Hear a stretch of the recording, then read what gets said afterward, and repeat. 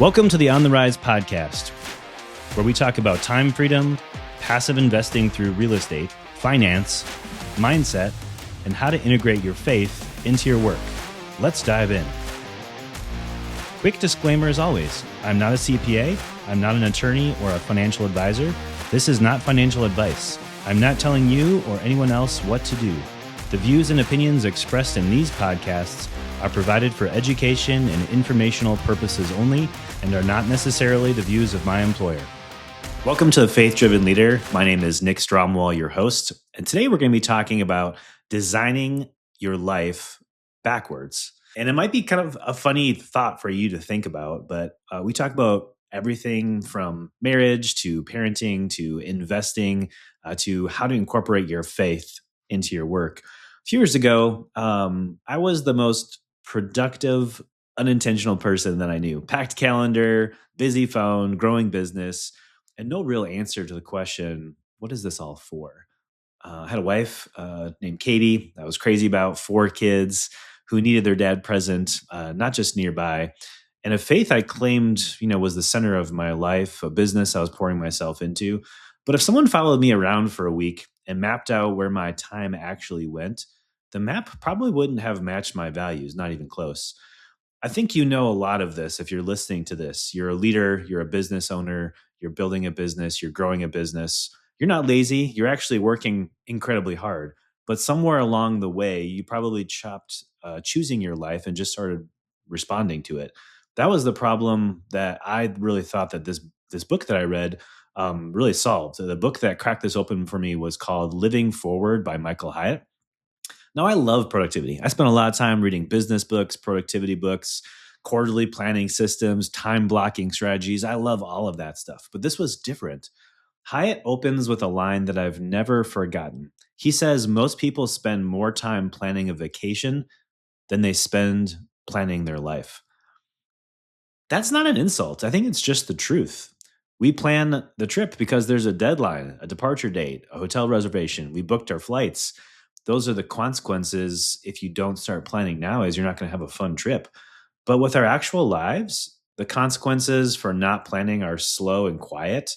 They accumulate over years, not days. And you don't feel the drift necessarily in real time. You feel it when your kids are teenagers. You barely know them. You feel it when your marriage is polite but not intimate. You feel it when you've built a successful business, but you're not sure if it was worth what it cost. Antidote to this that Hyatt talks about is designing the life you want. He says, design it, start it with the end in mind.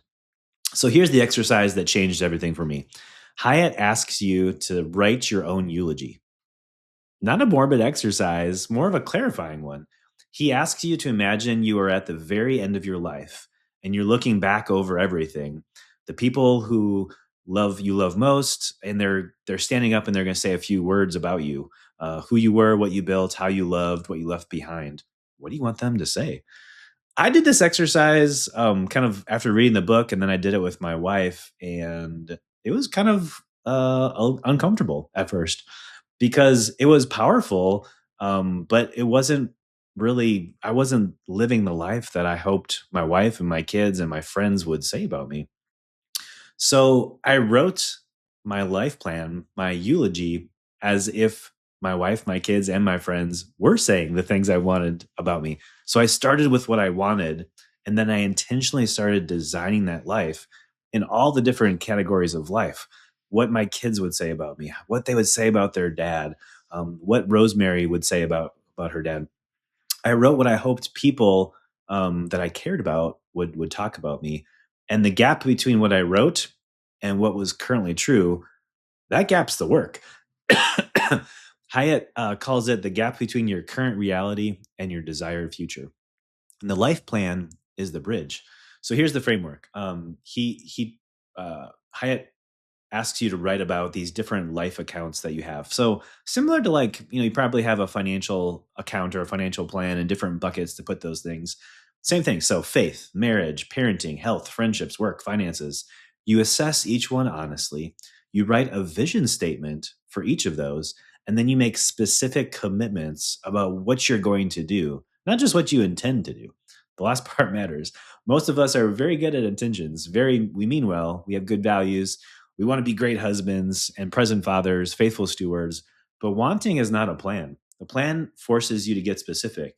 Not, I want to be more present with my kids. Something more like, I want to be at home by 5:30 on Tuesday and Thursday. I will put my phone in a drawer after dinner or before dinner.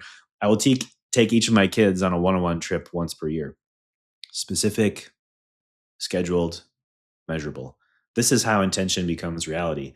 So I want to give you kind of a theological grounding I keep coming back to when I talk about life planning, because I don't want this to feel like, self-help with a Christian sticker on it. Psalm 90:12 is really, really helpful. Moses writes, "Teach us to number our days that we may gain a heart of wisdom."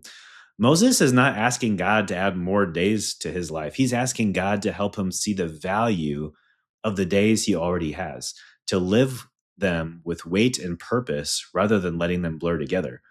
That's a prayer for intentionality. Life planning done right is really an act of stewardship. You are taking the one life God gave you, the exact family, the exact gifts, the exact season. You are asking, Lord, how do I make this count? How do I invest these days so that when I give an account, I can say I did not waste the time that you entrusted to me? That's not striving, that's faithfulness. And I think God honors it. So here's what I want you to do as you finish, this really brief episode. Block two hours on your calendar this week. Not 2 busy hours, like 2 quiet hours. You probably actually need more like a half day.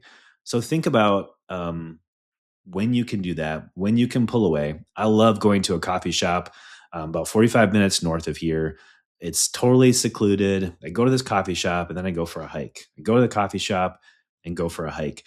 And I can really spend time journaling, opening up a notebook, and really just writing that eulogy. I start there. I start with the end in mind. Then I work backward and I write one honest sentence about where I'm at in each major life account right now. So my faith, my marriage, my relationship with my kids, my health, my work, my friendships. Where am I making deposits? Where am I overdrawn? Then I write down one specific commitment for the area that needs the most attention. Not a resolution, but a commitment with a schedule attached to it. This is your first life plan. Think about it as draft 1 page, 1 hour of honest reflection. It will do more than another year of grinding without direction. So I believe God is raising up a generation of faith-driven leaders who are excellent at their work and even better in their homes. They're winning at work, they're winning at home, and they're winning in community. And they want to build wealth and give generously. They want to mentor the next generation and leave a legacy that outlasts their net worth. I get the privilege of talking to a lot of investors. Financial freedom is just the starting point, that magic number when your passive income exceeds your ordinary expenses. But what kind of legacy do you want to leave for your spouse, your kids, your community, your church, and ultimately the world? This doesn't happen by accident. It happens by design. Number your days, write your eulogy, build a bridge. If you want the template that I use, structured around faith, marriage, fatherhood, business, we'll drop a link below here and you can click on that. And if this episode was worth your time, would you just share it with one person, a friend who's busy but drifting, a fellow entrepreneur who wants his life to match his values? I'll see you in the next episode. Thanks so much. Thank you for hanging out with us today and for listening to the On the Rise podcast. This show is for entertainment purposes only. Nothing said on this show should be considered financial advice. Before making any financial decisions, please consult with a professional.